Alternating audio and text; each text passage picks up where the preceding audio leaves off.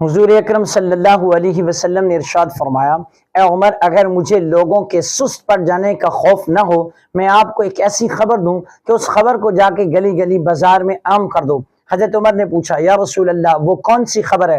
حضور اکرم صلی اللہ علیہ وسلم نے فرمایا، 4 قسم کے لوگ ایسے ہیں کہ ان کو جنت میں جانے سے کوئی بھی چیز روک نہیں سکتی۔ نمبر 1، وہ عورت جس نے اپنی محبت اپنے خامن پہ نچھاور کر دی ہو اور وہ عورت اس حال میں مرے کہ اس کا خامن اس پہ راضی ہو۔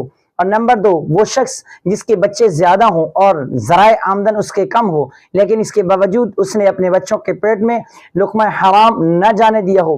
نمبر 3، وہ بندہ جس نے اپنے ماں باپ کے ساتھ حسن سلوک کیا ہو۔ اور نمبر 4، وہ بندہ جس نے ایسی سچی توبہ کی ہو کہ توبہ کرنے کے بعد دوبارہ گناہ کی طرف جانا اتنا مشکل ہو جتنا جانور کے تھن سے نکلا ہوا